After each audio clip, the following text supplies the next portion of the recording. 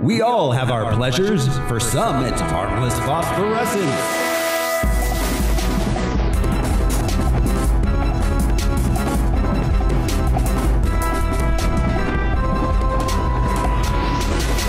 Hello, everyone. This is Crispy Critter Throw Smiley, and I am joined this week by... I'm Josh Cece, and a blue sun, come on. I'm Brian Lesh, and Lady Luck's a bitch. I'm Alaric Weber. They call me the Mistress of Pain. I do anyways. And this is Harmless Phosphorescence. It's the podcast where we watch every theatrically released full-length live-action superhero movie ever made. We gather some research into the production and the source material, and we tell you all about it. And we are coming to you once again remotely. All four of us are in different locations. Hopefully, if you listened to last week's episode, you know it went a little rough. As far as the recording process goes, everybody, we do apologize for that. I think it's still a fun, listenable episode, but this week we're trying out slightly different technology, so hopefully this will work out a little bit better. This week, we are going to be watching The Crow, City of Angels. People once believed that when someone dies, a crow carries their soul to the land of the dead.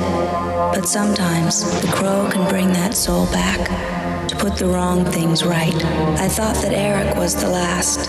I never imagined there would be another. It's another time. It's another world. And another has been chosen.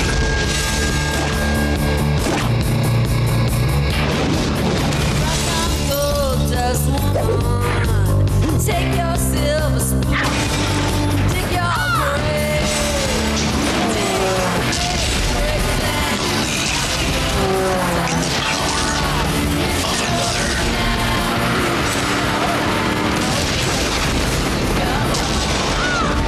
The Crow, City of Angels. Yeah, we'll get to it, but yeah, this got a real Gen X mentality. Oh, yeah, way to it, more than the first one, even. Way more than the first one. Yeah. So, okay. Yeah, this is The Crow, City of Angels. It was released August 30th, 1996, with a running time of 84 minutes. Lean and mean. Might be the shortest one we've done yet, not counting Superman and the Mole Men. It had a budget of Thank God. Yeah, right. It had a budget of $13 million, and it took in $17.9 million. And now, everybody, let us play the box office top 10 of the week. So, okay, fellas, for the week of August 30th, 1996, we are all, well, not me, but the three of you will all try to guess where Crow City of Angels opened up in the top 10. Josh, as always, we begin with you. Okay. You know, the first one did really well, and we talked a lot about why it was good. So this one opened at 3. Number 3, Bri guy. Price is Right. Number 4. Okay. And Al, where are you coming in? I'm going with number 1. Al with number 1. All right. So this is the top 10 of the week for August 30th, 1996. At number 10, we have Fargo. At number 10. At number 10. It's been open for a while, Fargo, at this point. Yeah. At number 9, A Very Brady Sequel. At number 8, Train Spotting. Number 7, we've got Independence Day. Still hanging in. That's about 2 months after open. Wait, hang on a second. A Very Brady Sequel was at what? Number 9. Number 9? Yeah. Didn't A Very Brady Sequel get a mention in Mighty Morphin Power Rangers? Did it? I've mentioned it a couple times because both of them did really well, surprisingly. No. I mean, Ivan Ooze said the name of the Very Brady sequel. Oh no! He said the Brady Bunch reunion. So do you guys? Oh, I'm sorry. Do you guys remember right. that was a made for TV movie that was a drama, which came out in 1990. Yeah, I remember. It was terrible. It was a drama. Okay. Like, yeah. Wow. Yeah. All the Bradys look alike to me. Ooh, how Bradyist of you, Al. All white people look alike, dude. It's not just the Brady family. Anyway, I'm sorry. Where were we on our countdown? Yeah, so Independence Day was 7. Coming in at number 6, Jack. The that was that Robin Williams one, wasn't it? Yes. Oh, yeah. I believe so. Number 5, still hanging in there, The Island of Dr. Moreau. We talked about that last week. That is a puzzler. Yeah, for a movie that was so terrible, that was such a notorious bomb, it's really hanging in there. At number 4, Matthew McConaughey in A Time to Kill.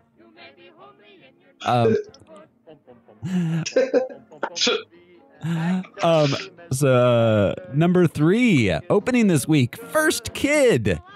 Was that Sinbad? That was Sinbad, yeah. And I don't know the kid. I don't think he was like, I think he's maybe a kid they were trying to make into a Culkin type thing. Yeah, but he didn't take. No. Wow. At number 2, the Kevin Costner golf movie, Tin Cup. Filmed in Tupac. That's right, yeah. Filmed in Tupac, Arizona, yep.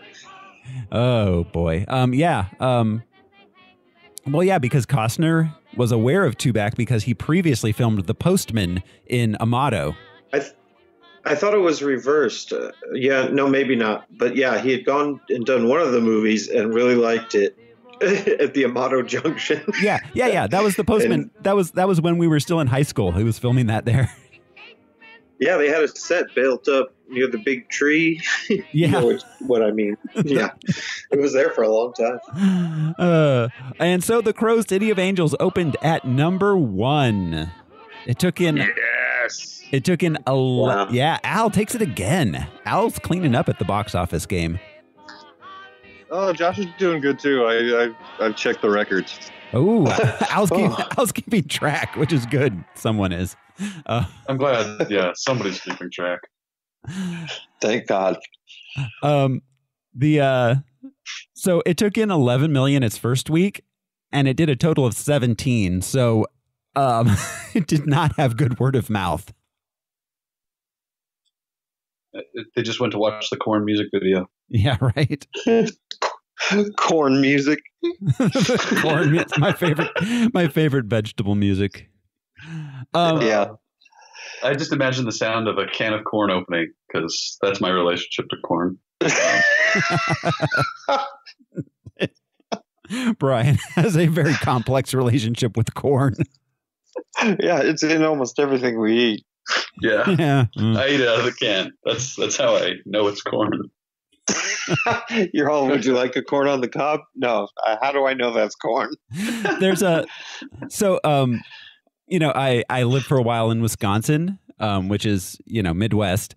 And so corn and cheese, of course, but corn is very big there. And there's a place. Like the plants grow extra tall or? Yeah, as high as an elephant's eye. Yeah. But yeah, so when corn is harvested every year, it's a big deal, and the supermarkets will have like fresh corn on the cob, and people come in and buy like 1,000 of them. But the supermarkets had this thing out front where there's a game called Cornhole. And they have big signs that say cornhole for charity. Which is it's like boxing for Jesus or something. Yeah. But well, I've always seen cornhole played with like bean bags or something like that. What, did they used to throw corn cobs? I imagine they probably did.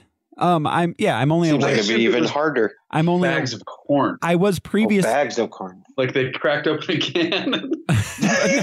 Yes, that's right. Brian's only aware of canned corn. It grows straight from the can on the plant. I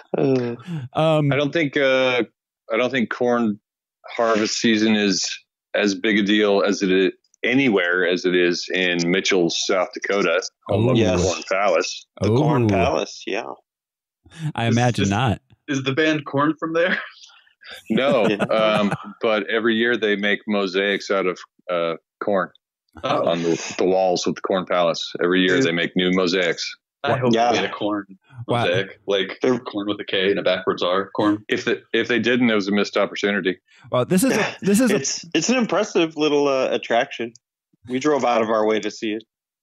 What is this place called? the Corn Palace, The Corn Corn. Palace. The Corn Palace. Yes.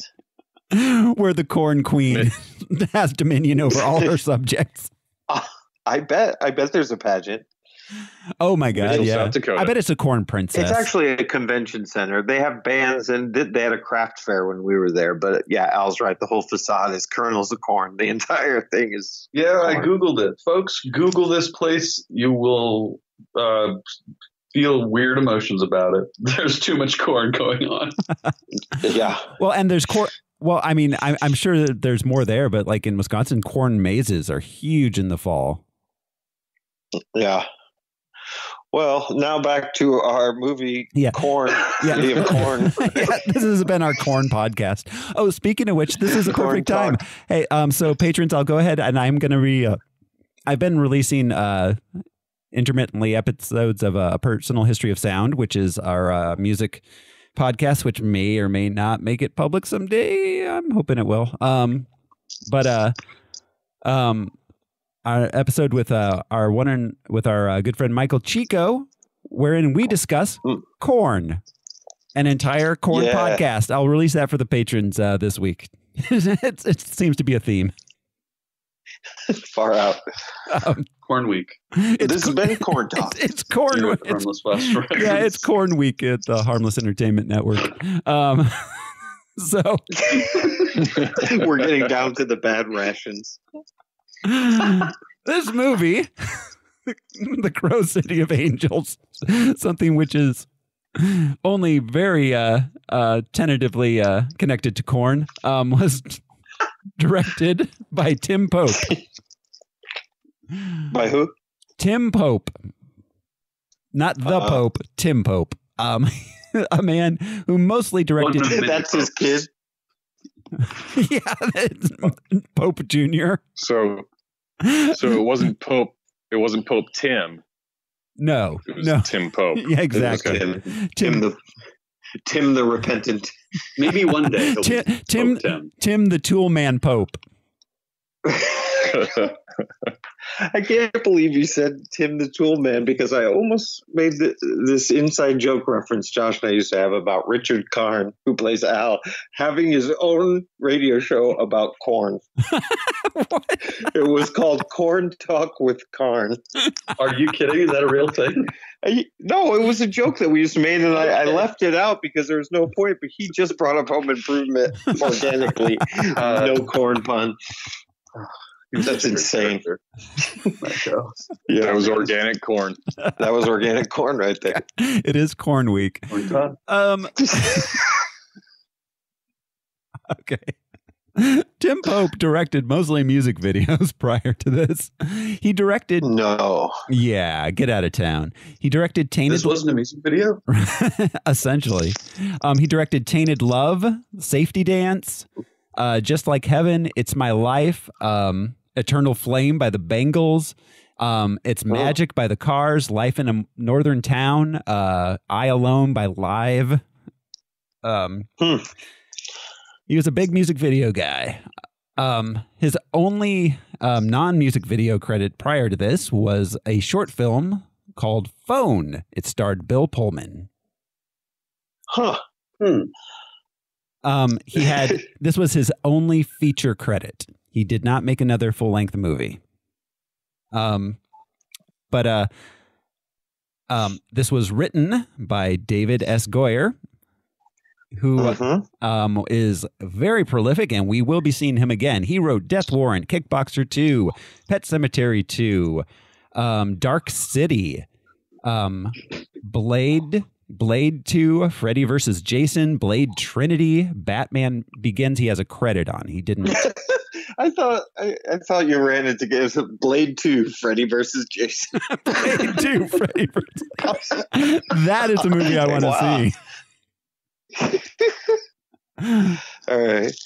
Yeah. So he has a story by credit on Batman Begins. He wrote Jumper. He has a story by credit on The Dark Knight. He wrote Ghost Rider: Spirit of Vengeance. He has a story credit on The Dark Knight Rises. He wrote Man of Steel, Batman versus Superman, and Terminator: Dark Fate. So it's a mixed bag from Goyer. Yeah, he sounds like a ringer that you call in. Yeah. I mean, I don't know if for better or not, but yeah, I think he's that's usually what a story by credit is. Yeah. Well, yeah. Or it means he like wrote the script and then it was rewritten to the point where they have to legally credit him, but there's not enough left to actually have a written by. Right. So the story with this is that Goyer, okay, so the Weinsteins, this was a Miramax film. The Weinsteins commissioned this. And then they hired Goyer to write it. And they hired on Tim Pope on the strength of Phone, starring Bill Pullman. And so Pope and Goyer apparently had a vision for this film. They wanted it to be a very separate thing. Originally, Sarah was going to be the Crow, but they decided not to go that route. And they made this. They wrote. Goyer wrote this. They made this. They apparently worked very closely, Goyer and Pope. And then when it was done, the studio said, "We hate it," and completely re-edited it. And then Goyer and Pope both disowned the finished product. Mm-hmm. This was filmed in Australia, right? I don't know. No, this was all filmed in L.A. No, that was in the credits. This was entirely filmed in Los Angeles. That's curious. Amazing because it just screams one set all night long. Yeah. Thomas Jane's in it. That there's the Crow himself sounds either New Zealand or Pacific Islander. Oh no. Okay, so yeah, now let's get to the cast. That was Vincent. Hang on. The Pope and Goyer, they wanted to make it substantially different from the first Crow movie, but Miramax, they ordered the film to be re-edited so it would as closely resemble the first movie as possible. And success, yes. Being, specifically, they didn't just say, "We hate this, re-edit it." They said, "Make it like the first one." Well, right. I doubt the Weinsteins cared about the saga of the Crow. Yeah. They just wanted it to reflect the product they were investing in. Yeah, it opened at number one.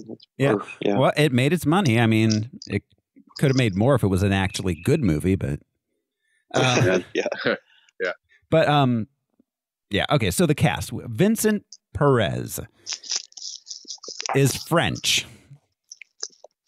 French. That makes sense. He was in Cyrano. He was in the Cyrano de Bergerac film with Gerard Depardieu. He was in Queen of the Damned, and then he was in a bunch of French movies none of us will ever have heard of because we don't speak French. Yeah, I was going to say, was he in Forget Paris? Because I don't remember him at all.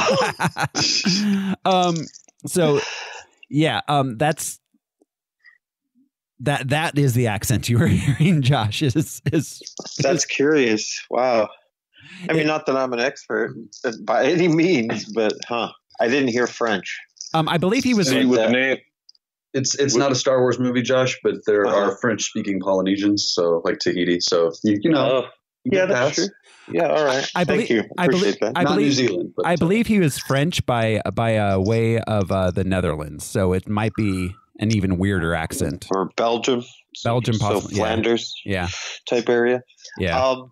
With a name like Vincent Perez, I would have thought him Spanish or Latin American. Well, it's probably pronounced Perez, but it's spelled Perez. It's probably not Perez. Gay Perez. Vincent Perez. Oui. Yeah, that's it. I don't know. They got crazy stuff going. So was he? But he was hired because he looks like Brandon Lee. Then, right? I mean, yeah, he vaguely remembers him. So, I mean, he is my biggest issue with this movie. He is. I found him to be personally to have zero magnetism. He had like just comparing like after seeing Brandon Lee, and then him in this role, just his physicality is embarrassing. As like the way he would run towards his motorcycle was like a French mime running, or like it was bad. He got some of the camp. Well, I thought I think that was just him not it being weird. But I think the running and the walking, we can bring it up later. But I think that was a directorial choice because everyone except for maybe Sarah walks in a very strange, dreamlike sort of, almost like insecty kind of way. I can't put my finger on it, but I thought the casting choice of him was weird because basically the only requirement of becoming the Crow is looking like Brandon Lee. Yeah, apparently, like they really should have gone with just some redheaded guy or person of color or something. Yeah, not a Brandon Lee lookalike. Well, and I think actually this answers the question that we had the first time. The Crow is the Crow. Yeah, it's not the guy. Bird. It is not the guy. That seemed much clearer this film. Specifically, he's like, I'm going to capture the Crow, and we all thought he meant the character, but no, the star of the movie is the bird. Crow. Yes. Well, and Vincent Perret's midriff. Oh, dude, look great, man. This also starred Mia Kirshner, who she was in a bunch of movies prior to this that people haven't really heard of afterwards. Yeah, I don't know who she is. Well, okay, so she didn't have a lot of success in film. The biggest one after this, let's see, she was in Not Another Teen Movie. She was in a bunch of stuff, but also Not Another Teen Movie. She didn't have in film, so I would know her from her waitressing career. No, for TV, television. But all right, 10 things I hate about you. Not Another Teen Movie, The Black Dahlia, Party Monster, 30 Days of Night 2. But let's see, on TV, she was she was in they come back, The Vampire Diaries. Graceland. So if I ever meet her, she's going to mispronounce my name and call me Alaric. She will. Oh, absolutely. She spent 5 years on The L Word. That was her biggest claim to fame. And she's currently on Star Trek Discovery as Amanda Grayson. I'm looking forward to seeing some episodes of that with her.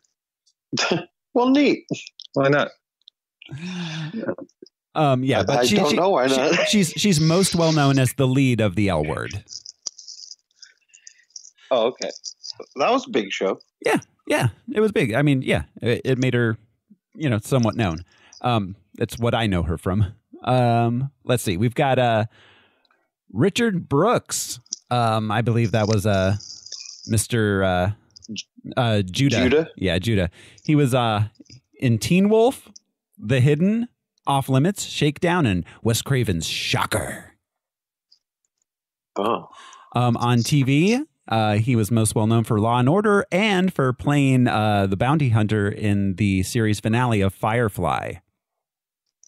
Oh yeah. Yeah. That's cool. He's also he's in 4 episodes of The Flash as Warden Gregory Wolf. Nice. Okay. We've got Iggy Pop, Mr. Pop, best known as the godfather of punk. Both of his worked with the Stooges and his solo output during the 70s. His on-screen work includes he was in Sid and Nancy, The Color of Money, the Rugrats movie, Snow Day, Coffee and Cigarettes, Crybaby, Dead Man, and Tank Girl. So Iggy Pop had originally been offered the role of Fun Boy for the first film. Yes. Oh. But he didn't take it for whatever reason. Yeah, don't know the reason. We do have Thomas Jane in this again. He's just in a bunch of stuff. We see him. We're seeing him over and over again. This is what his third appearance so far in a bit role for us. Yeah, I believe so. He'll eventually get the lead later on in a movie we will be covering in months. The Punisher. Not whichever, the 2000 something Punisher. It's, none of the rest of the cast was especially well known or notable. Anyone you wanted to mention, Al? You seem to have done a little research cast wise. Not on Thomas Jane. Just because we had talked about him a bit before when he had a smaller part. But The Expanse is is big right now. Yeah, it is. It's always big. Yeah, that's how an expanse expansive, works. You might say. Yeah. How do those puns keep working? You guys got to stop encouraging.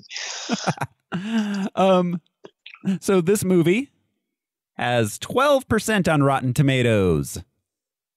It was not. Oh, hey, before we get. I'm sorry. Before we get too far from the cast, I did also note that Tori Amos turned down the role of Sarah. Oh, yes, that's right. Huh. Yeah, she did. And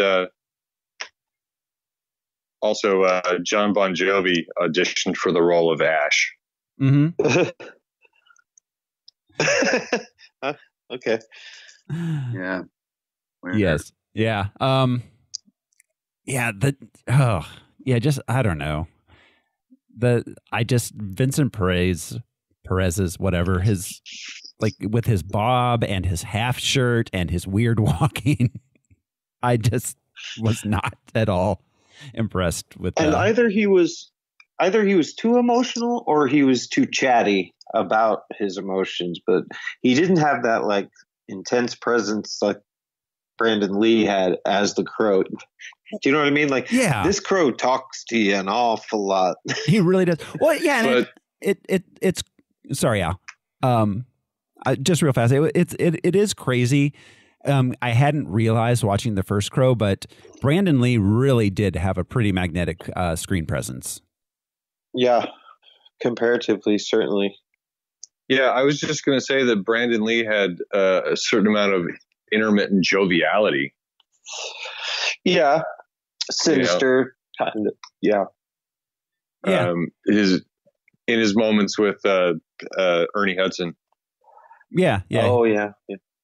He did. Yeah. Ernie Hudson brings out the best in us. He just had more character than Victor.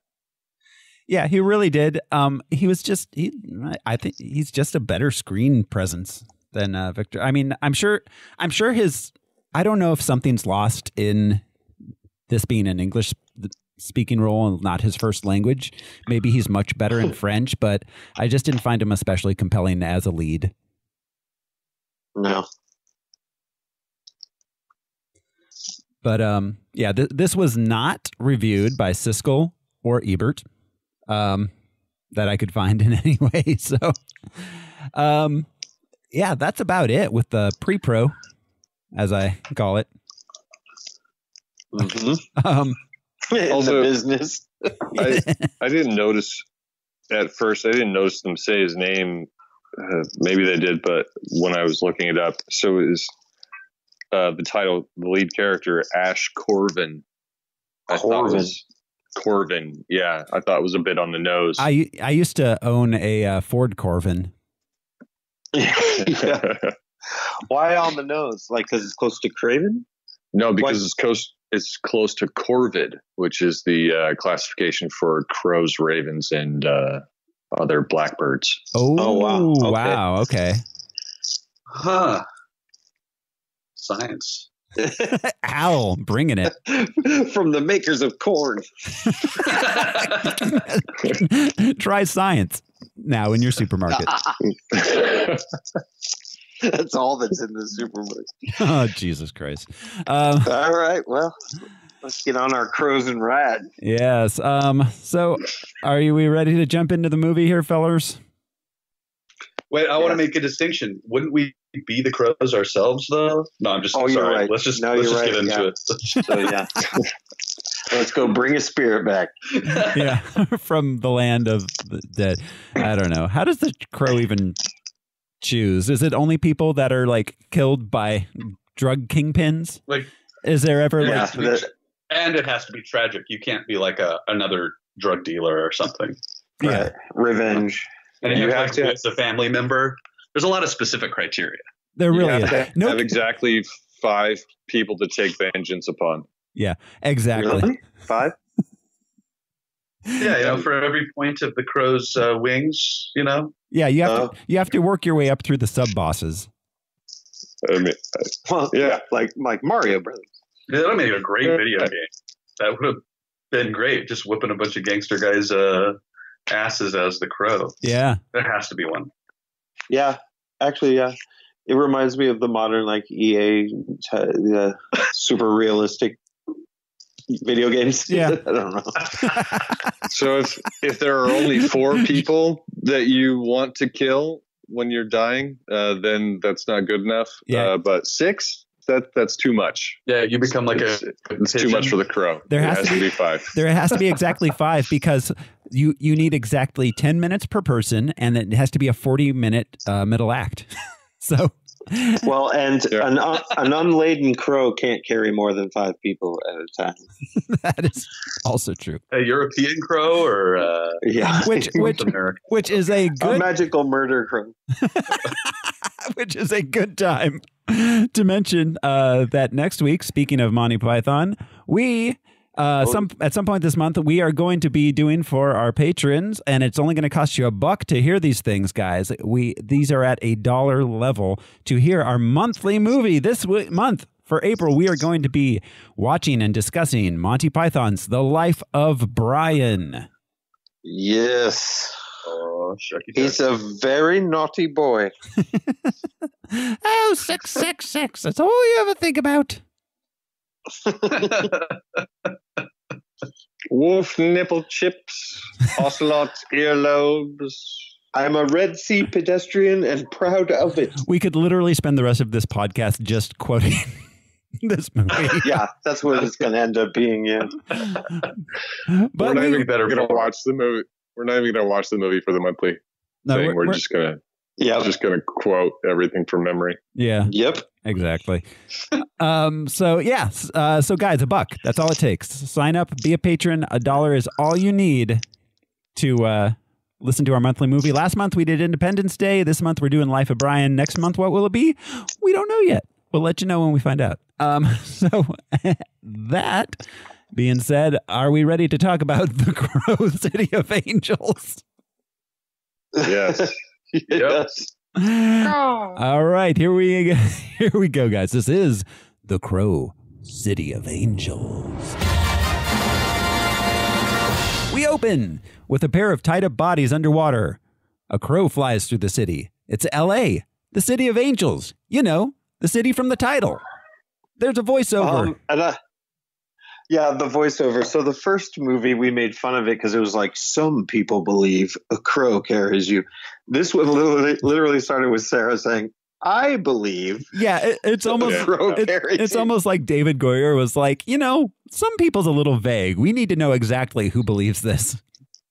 Yeah, this woman. That's what made it happen. And he's like, and if I believe it, it must be so.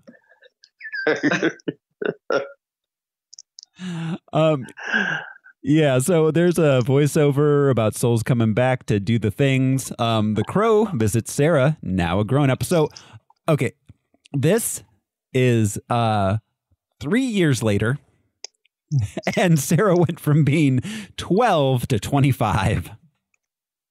Wait, there was a time jump? We saw her as a kid? Sarah, she was the little girl from the first movie. Oh, are you kidding? No, I did a teenager. Wait, you did not catch that? I was completely unaware, and I watched this movie twice. Yeah. Well, what did they come out and say it? Yeah, Well, she was wearing why she believes. She was wearing the wedding ring. She was wearing the wedding ring, and her and she was her wearing the engagement ring, and her tattoo boss guy talk about how much better it is since she moved from Detroit. Yeah, and so she would be what, 15? Is she another criteria of becoming the Crow? You have to encounter this girl? I don't know. Nearby. What? We've blown some minds. She doesn't seem at all. She doesn't recognize this guy looking. No, she does. That's why she goes to find him. She's like, I know what's happening. I'm telling you about it. She's the one that tells him, like, no, you've come back from the dead. You got to kill some people. I thought she just believed that shit. No, I didn't think that she had experienced it firsthand. That's why she believes it. In the 90s. Wow. Well, yeah. I mean, to be fair, LA in the 90s was a bit of a shit show, but yeah, she's personally experienced it. Wow. The Ring told us that it was supposed to be, and the guy says you moved from Detroit. I remember her playing with the Ring, and she has the same name. Yeah. Jesus. All right. Yeah. Sorry. I guess this movie was for the fans of the first Crow movie. It really was? Wow. Yeah. No, it has a direct connection. Okay. That's also why they wanted Sarah to be the Crow personification in the first round of the screenplay. Yeah. Now I understand. Yeah. Yeah. Because honestly, when you said that, I was like, oh, that'd have been a cool choice. Yeah. But now that makes sense. Yeah. Not just a cool choice. So, this doesn't make sense. No, it doesn't. And again, it's 3 years. This movie makes less sense. It hurts. Yeah, exactly. It hurts the logic of this universe to have that be the same person. Yeah, that's very odd. And it's also weird because this movie came out 3 years after the first one, and she's a solid 10 to 12 years older.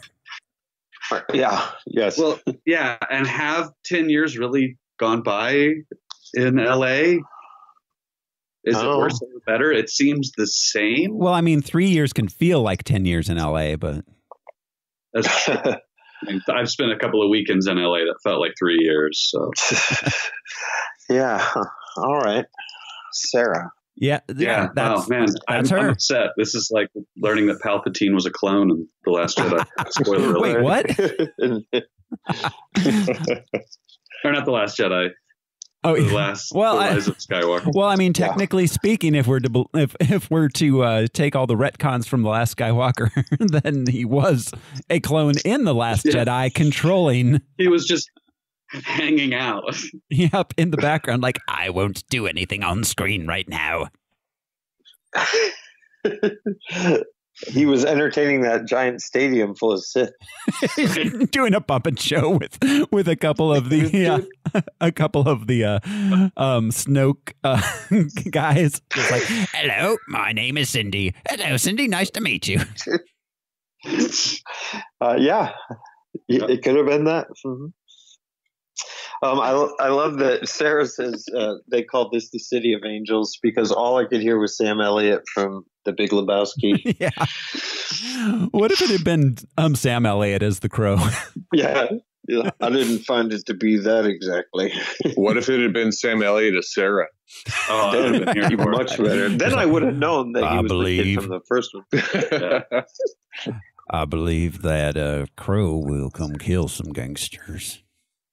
We're going to work on that impression. Yeah, we'll work on it. I'll work on my Sam Elliott impression.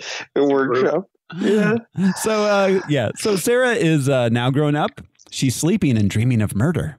She wakes up and the crow flies away. And Sarah showers in her, she has wooden shower doors with windows, by the way. Well, just like in the first one, I know it's a part of that sort of dark, gothic vibe, but yeah, like another loft that has electricity running to it and parts of it are decorated and then other parts look like an attic with all the garbage and dust. And it's just odd. Is she paying rent there? Yeah. She has electricity. Yeah. How is she paying for her rent? Does she sell that art? Like, she's a tattoo artist. Yeah, she has a job. Oh, that's right. That pays good money. It's true, especially in the 90s. I mean, well, there's no one on the streets of LA in this movie. No, the streets are empty. Children. This is like the surface of the streets of LA in Blade, basically. There are no normal people. They all just live in like a sub basement. Right. Yeah. So she finds a homeless girl and buys her some food. This is a plot thread that went fucking nowhere. This definitely got cut out by the Weinsteins, whatever this was about. Oh yeah, there was something, yeah. Because we're supposed to believe later on that she's a drug addict, right? Or she was just holding that packet of I mean, they point towards her being a drug addict, but I mean, again, it's so completely underdeveloped. Like they should have just cut the girl out completely. Yeah, exactly. Definitely underdeveloped. The 9-year-old drug addict living on. Yeah, there was a story we didn't see. Yeah, absolutely. So then we meet crime lord Judah, who's kind of goth and way into melodrama. He's got a private witch and kills off a drug dealer who destroyed a batch of his product. instead of the public witches we all have to use. Right. And she was dressed like a Spaceballs character, which was weird. Yeah. It was. And that's clearly the tallest building in LA, and his dungeon is on the top floor. Right. Was that Tower Records? Yeah. Yeah. It's a bank. I don't know what is it. Insurance building, but yeah. What are in all the floors beneath his dungeon? Right below him is like an investment firm. Yeah. Exactly. The corporate offices of Burger King. There's a TV station. Yeah, exactly. Where Blank Man worked. Exactly. So, all right. So Judah, he's clearly a badass. He kills the drug dealer who destroyed a batch of his product because it was killing people. And I thought that guy Bassett was his name. Bassett, I found like a hound. Yeah, it was Bassett. I found him to be channeling Jon Stewart, like from The Daily Show. Really? Yeah, it was. That is a take I was not expecting. I know. It was like Jon Stewart doing a bit. Which bit? Like, I don't know. His drug dealer bit. I see what you're saying. It's just that it's killing people. Yeah, I could see that. His conspiracy theorist in Half Baked. That was a yeah. Red team go, blue team go. Bassett, yeah, exactly. Bassett, we hardly knew ye. So, and meanwhile, Sarah is at her job as a tattoo artist. She is not good. The way she's just grinding that needle into that dude's skull. Well, it's filthy, the whole place.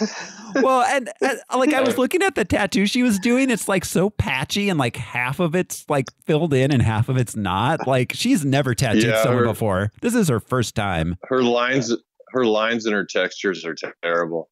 Yeah. And the Australian guy. Yeah, her tattoo daddy. Yeah. Constantly telling her everything's going to be okay while nothing is okay all around her. Yeah, right. Everything is going to be fine, and I'm probably like a gay representation character, but for no apparent reason. There was a lot cut out of this guy's character too. You can tell. Oh, I'm sure. Yeah, he's like, that's no crow, that's a wollygog, all right. We got a real snaggle jumper. Yeah. I wanted him to have more scenes.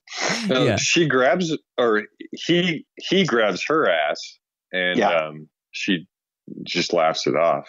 Oh, ha, ha, ha. Yeah, exactly. And he invites her out for a beer, but she says no because she needs to go home and sleep because she's been having weird dreams. Yeah, how do you live in that hellscape and have pleasant dreams? Right. She's like, this is so much better than Detroit. Is it? It seems like it's exactly I'm in his loft. It seems like it's exactly the same as the Detroit you came from. Yeah, that's that Gen X thing that I was kind of talking about. Like they already knew that everything was effed, so they were just painting clear pictures of what the 10 years later would look like. Yeah, to them. No, it's got that. Like this is the inevitable end of Ronald Reagan's power type thing. You know what I mean? Like this is what's left. There's no. LA's burned to the ground. Yeah, no, everything was super bleak, and that's surprise. We were right. Yep, that's what I was getting at. Yes. That night she's visited by a crow. It leads her down to the docks. Where she watches via crow vision, right? It leads her to the docks where she watches as a guy bursts forth from the water. Is it Aquaman? No, he's French. No.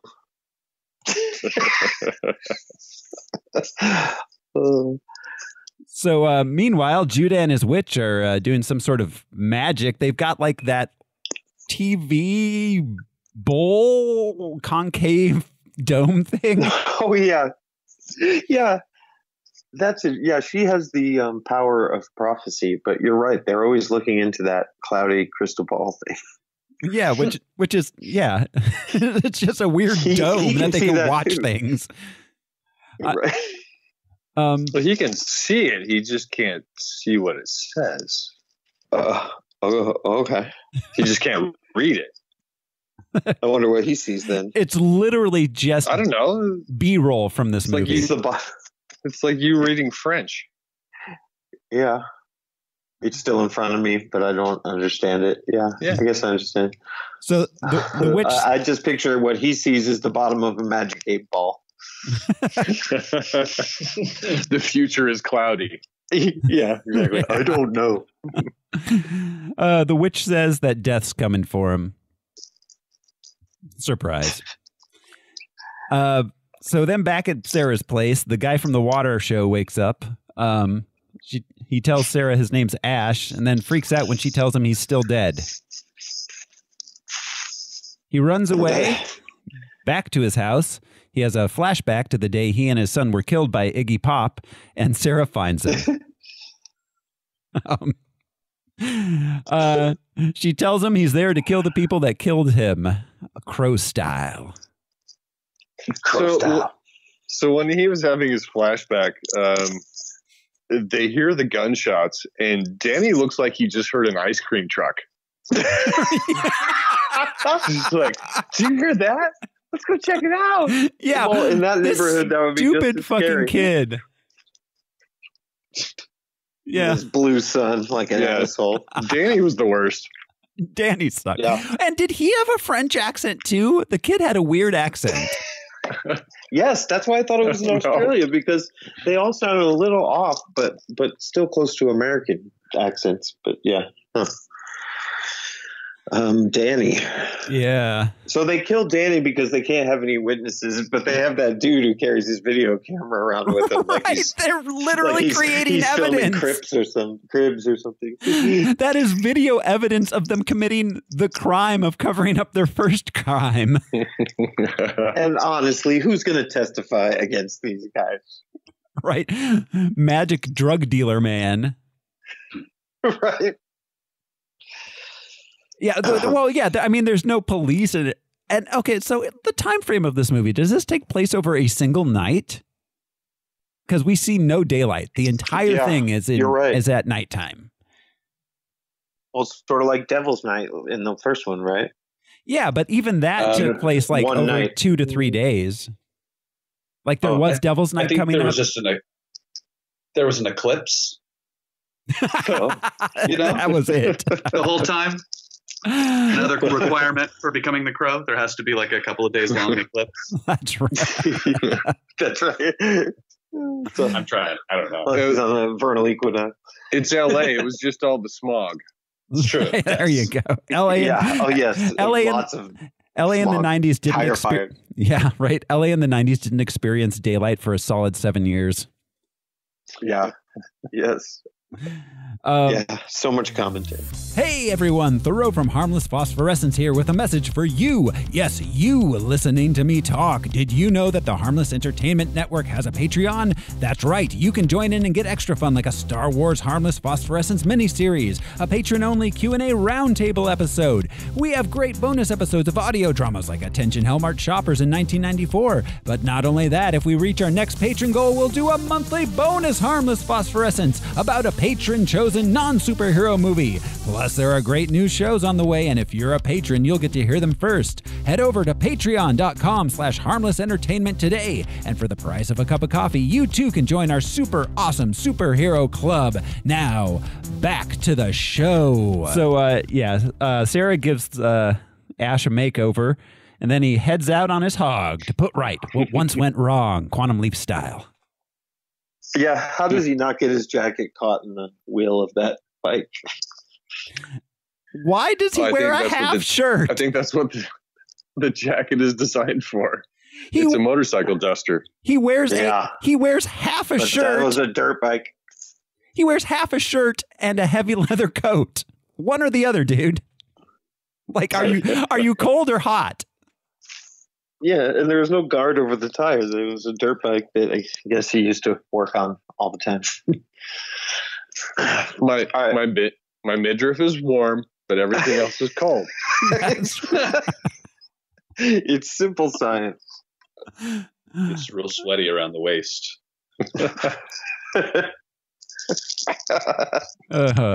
So the guy.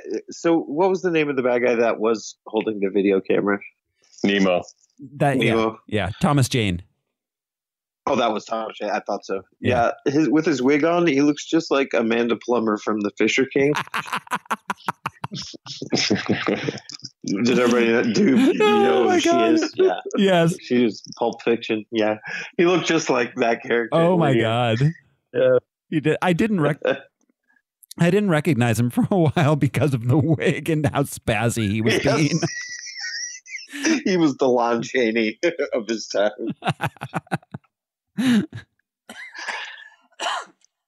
So, okay, the Crow leads Ash to a drug lab where Big Bird on crack looking motherfucker's working.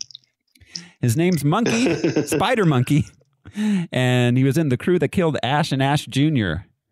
Spider Monkey gives up the rest of the crew pretty quick like. Ash does some close-up street magic and then blows the place up with Spider Monkey inside. Dude, this Crow personification's got some magic tricks. He does. Yeah.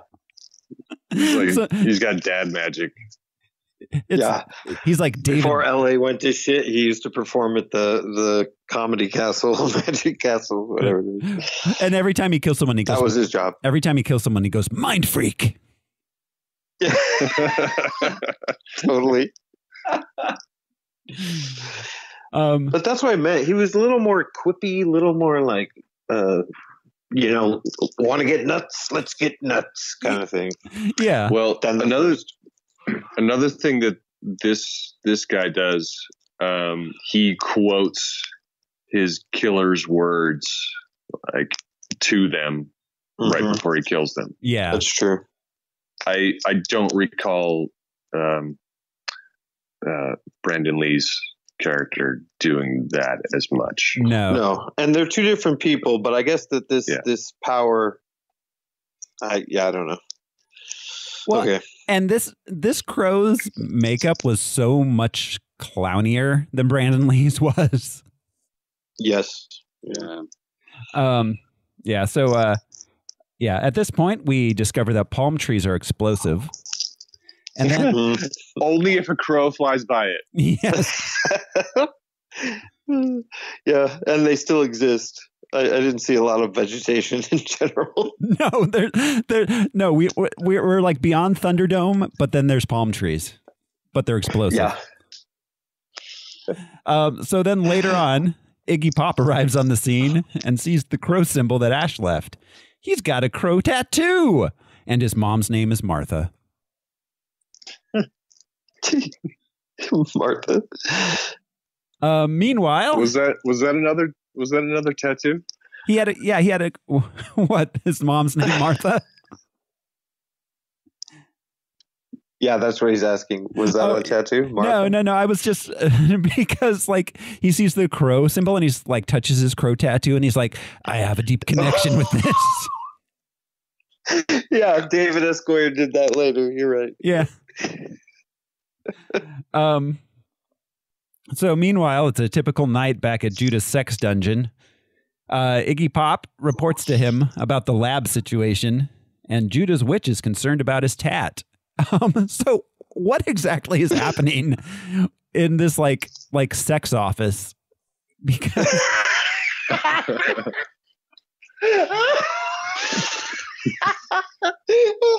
that's why he has the top floor. He's a sex businessman.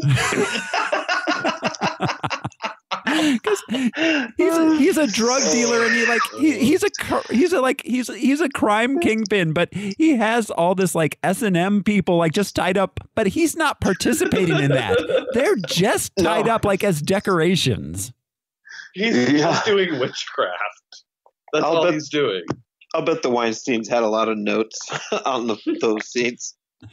There's so much in this movie that's like, oh yeah, this is just like a music video guy being like, isn't that cool if we had like all these S&M people? Yeah. What screams sex office to you? Organization. Hot candle wax. We keep our prisoners filed and collated here at sex industries. Evil sex industry. No, I took it, Brian, as you were saying, like that's what a job interview of the sex office would be like. What can you bring to the sex? I mean, to be fair, this was produced by the Weinstein, so evil sex industries is kind of their thing. Not right, exactly. Well, how about I let you guys just chain me to the wall for about 8 hours a day? Will that give me minimum wage? Sounds good, Judah. What kind of dental package comes with that? Well, we pull one tooth a week. I loved his voice. I don't think we've commented on how just deep his voice was the entire time. Yeah. Oh man. I just want to like melt his voice and put it on a slice of toast. So good. Well, and sometimes he sounded like that Baron Samedi character from Live and Let Die. Yeah. Oh yeah. Yeah, there was definitely. And he also did 7-Up commercials, but yes, voodoo connection there. Yeah, it's cool. So, Iggy Pop heads on over to Sarah's tattoo shop to lodge a customer service complaint, but she boomers him and steals his gun. Did we skip over Thomas Jane being killed in the Peep Show? Oh no, it hasn't happened yet. Okay, thank you. Yeah, no, because Iggy Pop, he goes to the tattoo shop and is like bitching at her and then like leaves, but like he doesn't put the connection through between her and the crow. Like it's really weird. He visits her twice, and it's like he does the same thing. Like twice he shows up to be like, you put a crow tattoo on me, and now there's a crow killing people.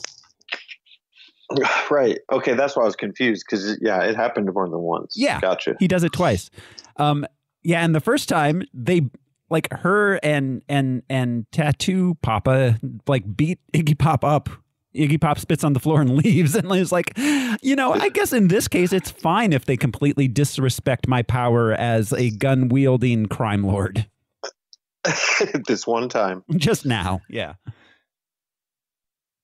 So, and then at this point, Thomas Jane Nemo arrives at the sex shop with Peep Show booths. He partakes of their wares, but he doesn't get which is strange. Because they control every aspect of crime in the city. So prostitution, plus there are those like sex office parties you were just talking about. Like the guy pretty much has access to sex and women. Yeah. Why is he going in every night and buying tokens? Maybe that's just his thing. Maybe that's what he's into. Harvey Weinstein? ? Oh, yeah. That's his fetish. He just likes him behind the glass. So all I have to say about that whole scene as a somebody who masturbates. Why did he put one fucking coin into the machine? I said the exact same thing. Yeah. Why not put like all your coins in and just be like, no, I'm going to sit back and relax. Like there was like a level of panic involved in this guy's like kink here, and I made me anxious. I was just like, dude, he was whoa, like he's doing the thing where you're almost done, but somebody walks in or something happens, and so you have no control over your limbs. Yeah, it was a really weird. I mean, it was the whole fucking situation was weird, but that was the thing that I noticed where I just went, that's really weird. You're adding extra steps when you really don't need to, my friend. Yeah, such as putting the coins back in your jacket pocket. Yeah, leave them on the little thing. Everybody that goes to an arcade knows there's a spot somewhere you can just line the coins up. Yeah, and if you're there every night, then get your shit together. I say go to an arcade. Like I've been to one of these arcades. I'm talking about like a normal video game or like skee ball arcade. I don't know if these things exist anymore. I mean, do they? I don't know if they do. Yeah. We have some funny stories. Not curious enough. I don't know if they exist anymore, but they did. They did once maybe exist. He just thought he could. Maybe they did at that time. Yeah. Maybe his average time is about 60 seconds, and he thought he could get it done. He was trying to be frugal. That's playing with fire.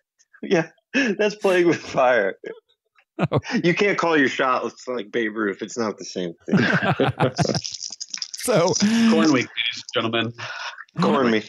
Yeah, so corn, it is Corn Week. So Ash shows. Brandon Lee is the corn. The corn. So Ash shows up, recites some Vogon level poetry, and then kills Thomas Jane. I did laugh at this point when he puts the second token in and the window goes up, and I don't know, Vincent Perez's delivery of "Do you want me, baby?" It was like "Hasta la vista." It did make me laugh both times that I saw this. Yeah, I mean that's why they had him be into that, because visually it's cool to have the screen come up and it's the crow. Yeah, yes, it is visually cool. I know that happened to me once in one of those. It was the crow. It freaked me out. The crow came up. Yeah, well, she looked like a crow.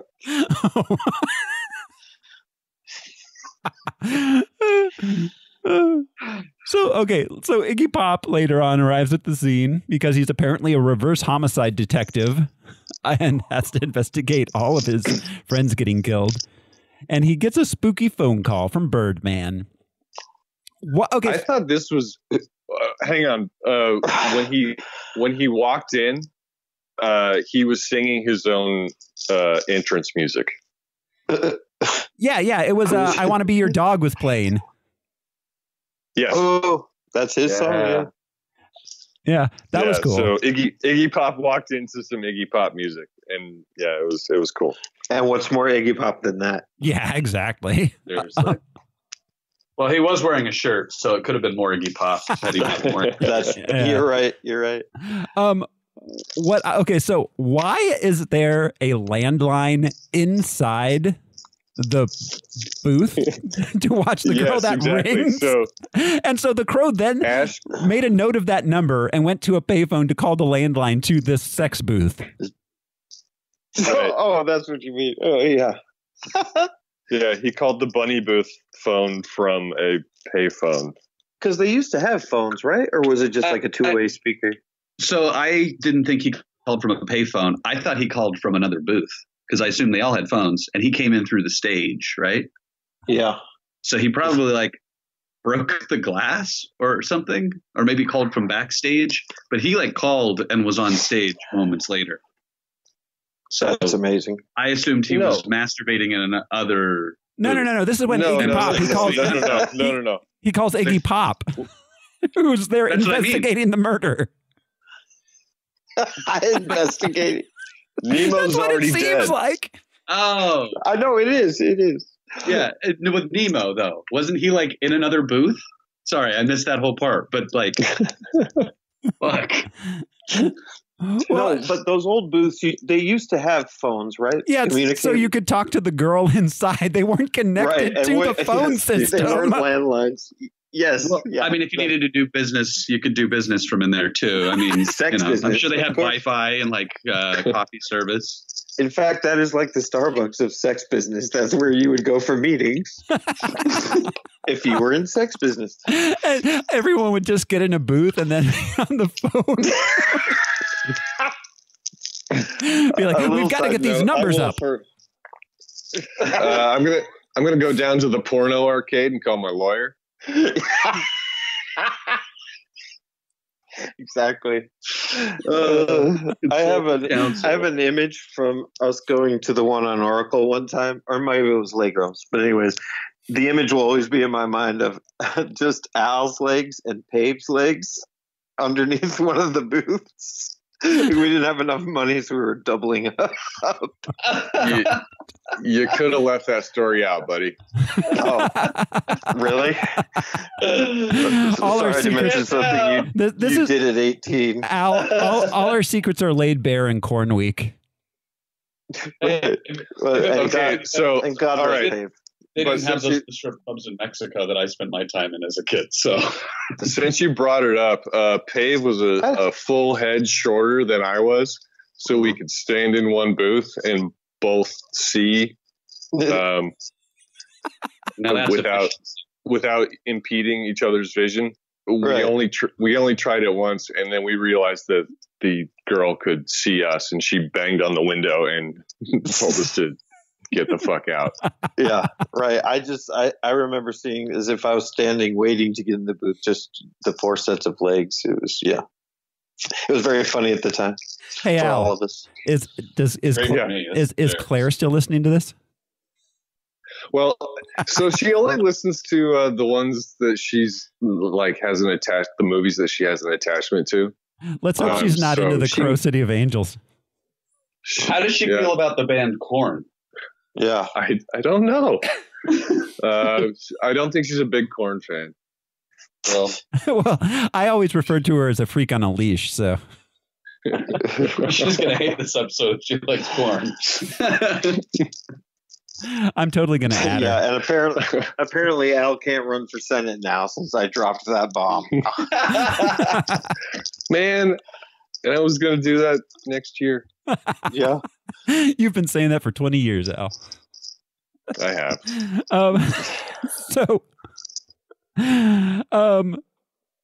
Oh God. So, where are we? So yeah. Okay. Ash wanders into a church where Father Fabulous and his flowing mane explain Dia de los Muertos. And then he goes and finds the homeless girl from the beginning where he mind freaks her and cures her of drugs.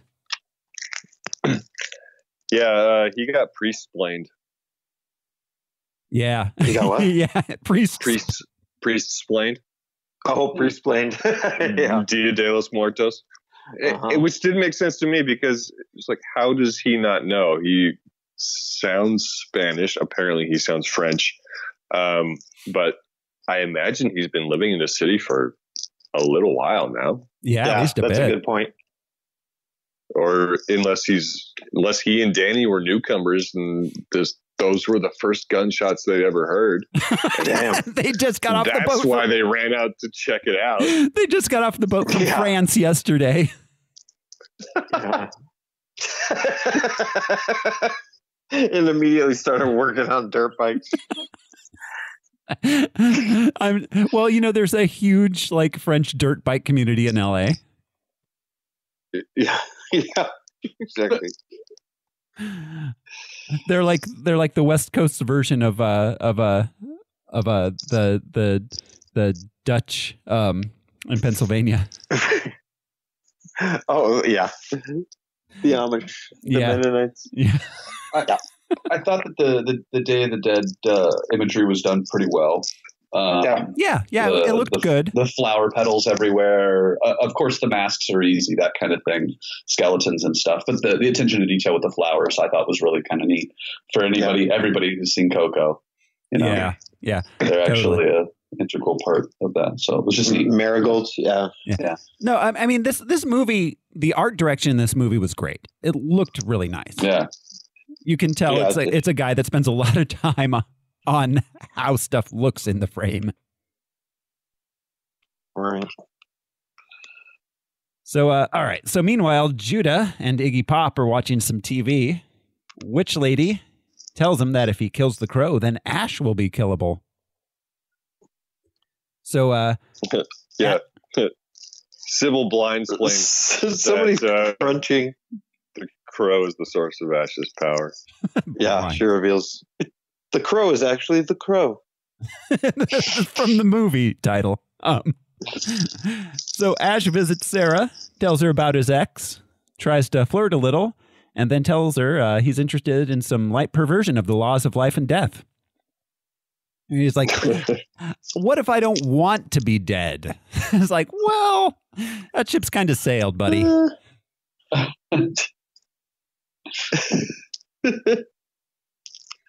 At that point, Judah tells Iggy Pop that Sarah must be connected to the crow because of the tattoo she gave him, which I thought we had established like 4 scenes ago, and tells him to go find her. He kidnaps her tattoo daddy and tortures him for Sarah's location to the soothing sounds of corn. Carly tattoos his eyeball Yeah. for information. She's that was bad. intense. She's crazy. Yeah, she don't care. 0 fucks to give. She's like, I am over this shit, man. I bet. Yeah. So then Ash and Sarah chit-chat for a while, and then goth clown guy runs away, pulls his son's corpse out of the water and buries him. Sarah turns the tables on him because, like, first he was flirting with her, and then she, like, kind of, I don't know, comes on to him, just like, look at me, Ash. Look at me. And he's like, no, it's not right. And takes on. He's like, you were 12 years old 3 years ago, and I'm a dead French clown. Let's make this work. He gets pretty aggressive with his son's art at this point. Burns up blue sun painting. Yeah. So he arrives back at Sarah. He buries his son in a park. Yeah. I'm pretty sure there are codes about that. Well, like a dog or something. I mean, yeah, right. He buries him in Pet Cemetery. These are the first trees I saw since the palm trees exploded. Yeah. Oh yeah. All the other parts of LA are only alleys. Only alleys and like mosh pits exist in this version of LA. And the LA River. Yeah. But that's coming up. Yeah. Which apparently at this point actually has water in it. Yeah. I guess irrigation gets better in this future. Yeah. Someone should tell Jake. It's like you control the drugs and the prostitution and the water table. So we appreciate you bringing it back up. They're like, it's Crowtown. It's Corn Town. Cron. He arrives back at Sarah's to find her gone, finds Callie there waiting for him. They fight and he throws her out the window. I wish she had sung Hush Little Baby, Don't Say a Word. You're a magical murder bird. Yeah, he threw her out the window to a fucking lullaby. Yeah. Which That's is the so lullaby. weird. Well, that's the lullaby she sang to his son when she killed him. Well, and we're definitely underplaying the fact that they didn't just fight; they ninja star fought. Oh yeah. Yeah. Well, Yes, they do. Butterfly now. Like, she threw one ninja star at him. well, and he threw it back at her. I think Well, it and counts. I don't know. She had a butterfly knife, and if you ask any 14-year-old boy, that's the most unbeatable weapon there is. It's I don't know why she true. lost.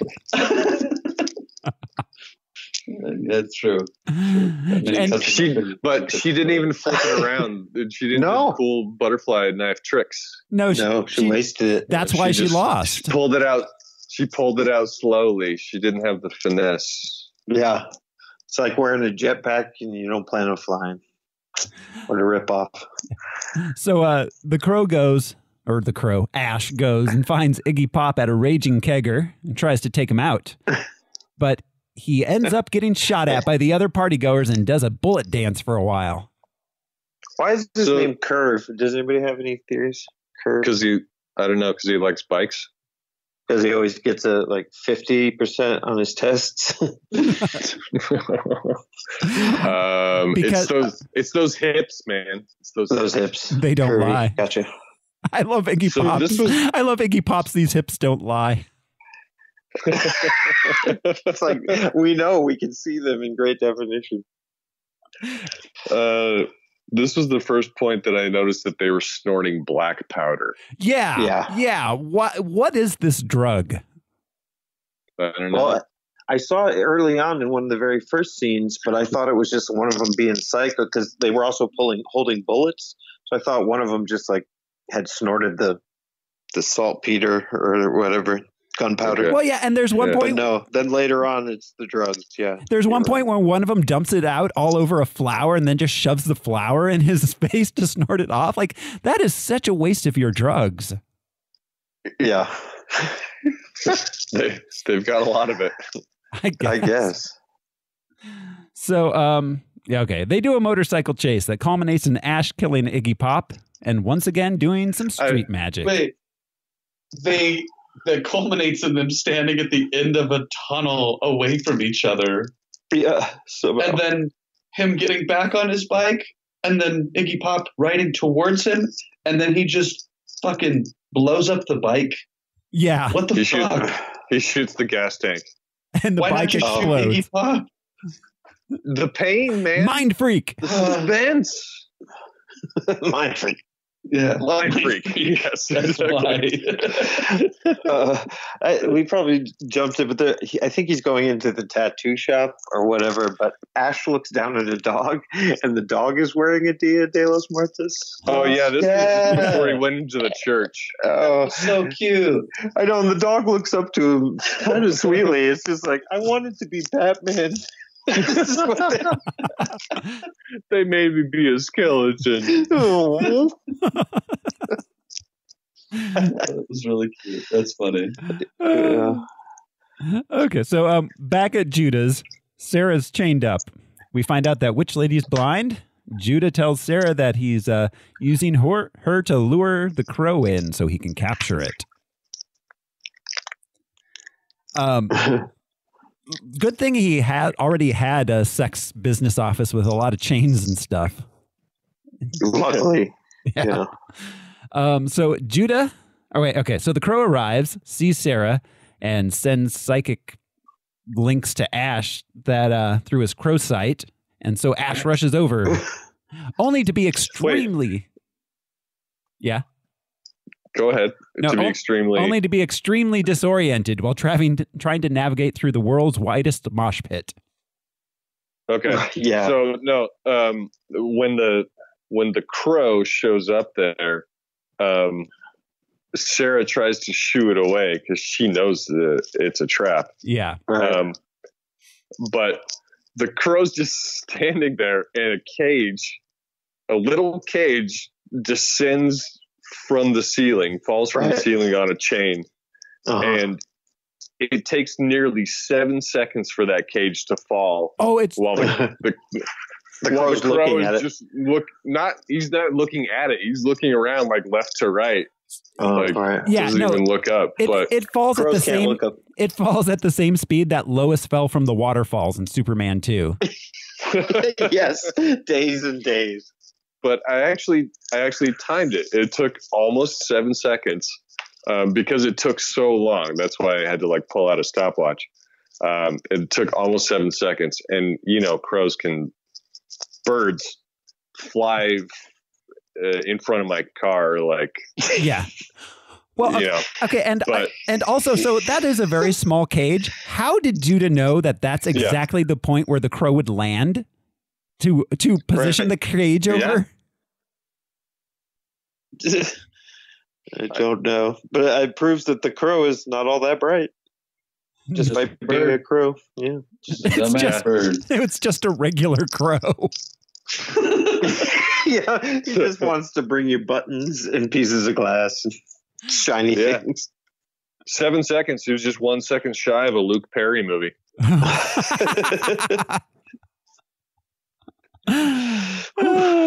So he captures the crow. Ash finally gets through the Day of the Dead party to Judah's building and begins to climb up the side of the building. The tallest building around. Yeah.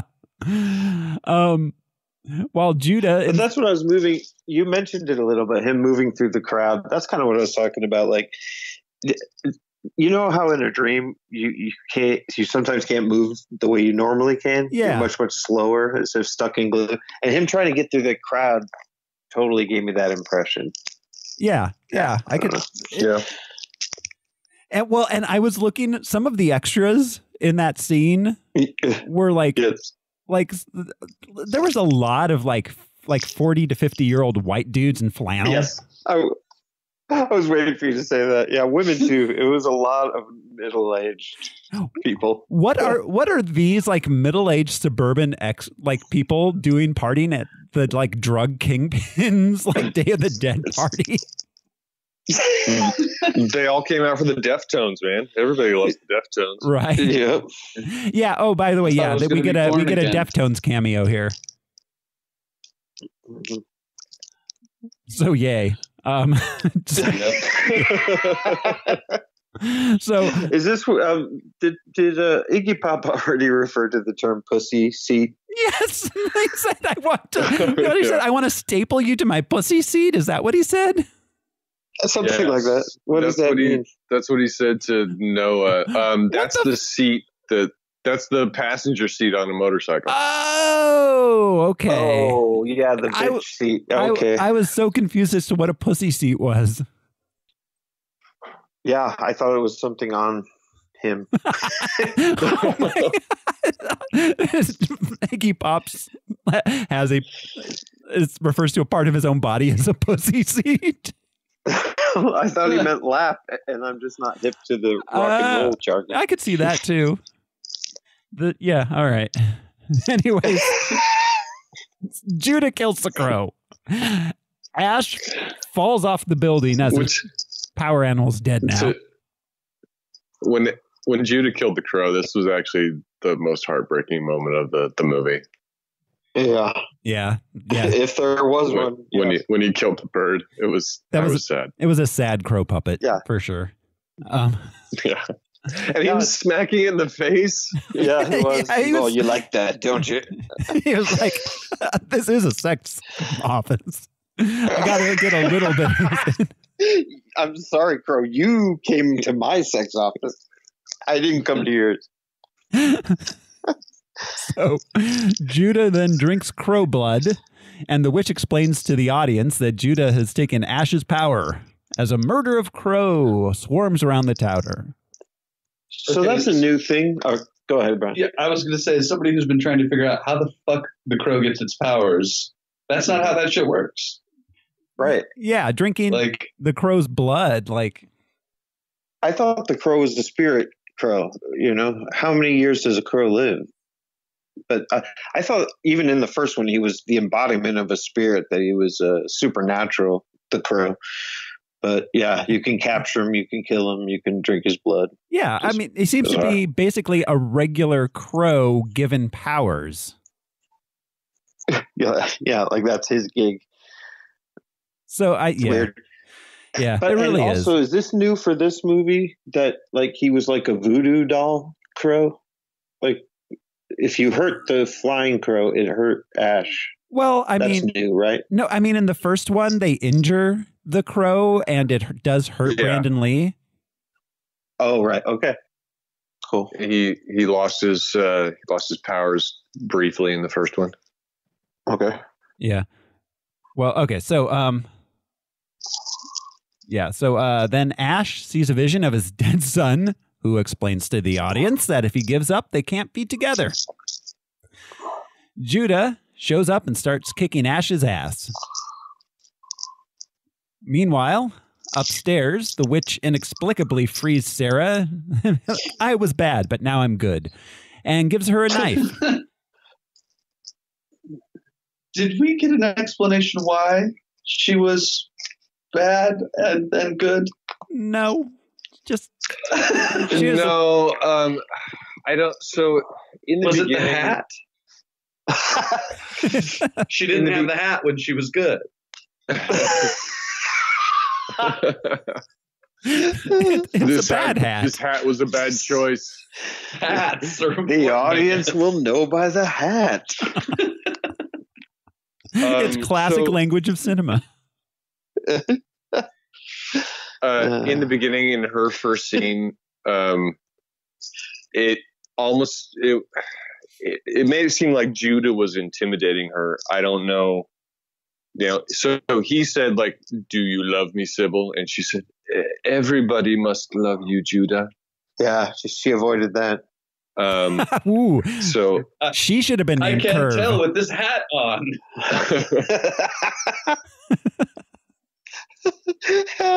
She's like, love is such a strong word. This hat makes me evil. I'm incapable of love. Yeah. Yes, I've grown quite fond of you over the years. You're like, do we have to Now put that you labels on ask. this thing? We're just co-workers. Aren't You're my label. work husband. Aren't we having fun, we Judah? just work in the same sex office. Yeah. Aren't we wearing one? Sorry, I got carried away. What with it being corn week and all. She's like, aren't we having fun, Judah? Do we really have to ruin this by calling it something? Yeah. It's like, please just take off your hat. It's corn week. Show me your face. Take off your hat. It's Hats off for Corn Week is going to be our new. I want that shirt so bad. That's gonna be our new logo. I love it. It's Corn Week. Hats off for Corn Week. Okay, so Wait, it's corn week in LA? it's corn. dude, it's corn week everywhere. Yeah, I thought they celebrated it on the third Thursday. Or is that Canada? That's Canada. Okay, so Sarah rushes downstairs as Judah monologues and hangs Ash from a lamppost. Then at this point, Judah begins whipping Ash, and Sarah, for the audience's amusement, And the crowd's all for it, yeah. This gang of middle-aged Dia de los Muertos goers are like, yeah. Whip him. Well, to be more accurate, if it is what we think it is, it's the Dia del Mays. Yeah, wait, that's right. Does Corn Week run through October and November? Corn Week is all week, motherfucker. My birthday's on Day of the Dead, so that means that my birthday falls within Corn Week. That's great. Oh, That's snap. exciting. I got another reason to celebrate. With corn. Going to Lake Havasu. Corn Week. Gonna get a bunch of corn and go crazy with my buddies. Gross. I'll head up to the sex office, see Judah for the weekend. I'll never that phrase. So Sarah rushes. All right, we're almost there. Yeah. So what are they doing in the We're almost office? at the end of the movie. Come on, guys. Sarah rushes up and shoves a knife through Judah's forehead. She tends. So I mean, that's not easy to shove a knife through a skull. By the way. Well, it was a misery cord. Yeah. Oh, right. That's what it's designed for. It was sharp and thin. Yeah. So it can go through skulls easily. For under the breastplate. Judah explained to the misery cords earlier. Oh. He's all, some people believe a knife can be used to kill. To stab people. Some people believe. So I use mine to stab birds. Yeah, they were You can knives that stab were people used to too. take Some people call it a misery blade. I call it a sling Easily blade. as a bird. The bird's just for demonstration. That's a demo bird. Don't worry. He's selling those knives. We won't use a real bird. On an infomercial late at night. It cuts through a tomato. It cuts through a can. It cuts through a fucking bird. Fucking knife guys. I can't find a knife that can stab a bird. There's got to be a better way. Let me tell you about the misery cord. Anyways. Right. So Sarah tends to Ash, but Judah has crow powers now and pulls the knife out of his head and stabs Sarah with it. No, he doesn't stab Sarah with it. Sarah throws herself onto the blade. Okay. Like she rushes forward and throws herself onto it, basically. She's like, I've got to get out of this movie. It's not a grenade, Sarah. It can still kill people after it kills you. Right. You can only stab someone with a knife once. Then the knife is no good. It's like the young lords in Meteor Man just throwing guns at people. Single use. Then at this point, Ash impales Judah on some nearby scaffolding, which is weird because there's no construction going on in that area. And then Judah laughs, Right. telling Ash that he has no power. Ash disagrees and calls down the murder of crows, which do a magic thing and take Judah away. So when he calls them down, he screams. I swear he screams, "Take Mim, M-I-M." So he starts saying me, but then he ends with him. So it's like, take Mim. So it's like when somebody asks you how you're doing and you say "good." Yeah, exactly. He's like, oh, shit, I nearly fucked that up. Good thing they understood me. Yep. So Sarah dies. Sad clown takes her to the church and then drives away on a motorcycle. And we see Ash and his son together in a garbage pond. Sarah? It is like they're supposed to be like going off to the dead, but they're just walking through a puddle full of garbage. Gray water. Yeah. Sarah repeats her voiceover from the beginning and the credits roll. Finn. Yeah.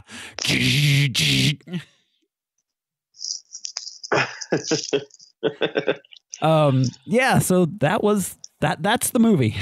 That is it. Yeah. Like you said, the pacing is good. It gets right through it. Yeah, they re-edited the fuck out of this thing to be like in, out, bang, boom, done. Yeah. Sex office.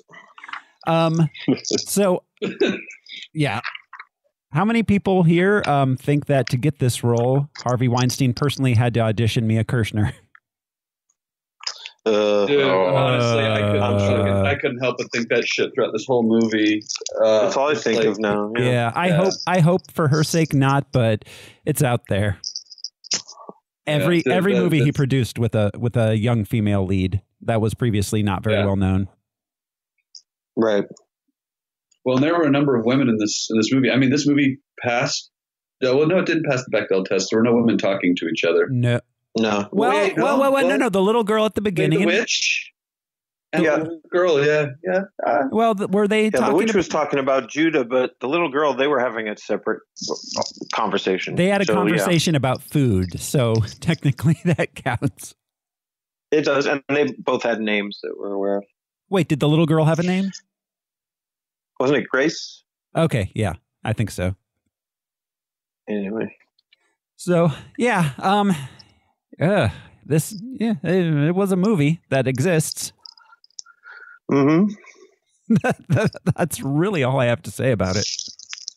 Yeah, I mean, I don't think it's the worst one we've seen, but it's not great. I'll never need to see it again. Oh, Lord, no. Yeah. So, yeah, that's yeah. I don't really have a whole lot more opinion on this thing. It just is what it is. Look cool. Was like a 90s music video that was an hour and a half long. Oh yeah. No, I was expecting Trent Reznor to pop up at any moment. Yeah, seriously. Well, so that should be mentioned. The first soundtrack was fantastic. We talked a lot about that. Yeah. They did not carry that over. It was whoever they could get, I guess. Yeah. Well, yeah, it was not the same. There were some good tracks, but on the whole, it was a ton of like mid 90s proto nu metal stuff going on. Yeah. Which was appropriate for the vibe of the movie, but wasn't especially interesting. Good point. The last soundtrack I think we discussed was they recorded all those songs specifically for the movie. Yeah, many of them, yes. This and I don't get that from this. I don't think they did bother to do the same thing. They just grabbed a bunch of what was popular at the time. Yeah, right. Yeah, totally. I think so. So, we want to stick this thing on the list. All right, so we've decided to kind of start at our middle standard. What is smack dab in the middle again? Supergirl. Well, we have an even amount. Supergirl and Meteor Man represent the middle two. Where is The Crow? The Crow. Oh, it's way high. Yeah, The Crow, the first one is at number 4. Okay. Let's make this number 5. No, I'm just kidding. Yeah. No, I'm not that close. I think it's better than Meteor Man, although Meteor Man was trying to do something. This wasn't really trying to do anything. This is trying to make money. No. Yeah, I enjoyed less than Teenage Mutant Ninja Turtles 2. Yeah, as did I. I feel it's Superman and the Mole Men is a weird thing to even be on the list compared to everything else. There's so much space between that and everything else, like as far as what it even is. But then TMNT 3, I feel, was kind of similar in that it was a movie made to capitalize on the previous movie's popularity. Yeah. Yeah. Below TMNT 3, we have Hero at Large. I guess it was better than that because it knew what it wanted to do. Yeah. And it just, Hero at Large was also just not a very interesting film visually, whereas this at least had that going for it. Yeah. Do we want to... So above that, above Turtles 3, above Hero... Do we want to put it somewhere in... Hero at Large. Put it right above Hero at Large, below Turtles 3? Which makes it what number? That would make it number 21. That sounds awesome. That's fun. So this was better than Batman Forever. Yeah. I mean, yes. And Howard the Duck. Yes and no. I think our fans agree. There's some outcry concerning this development.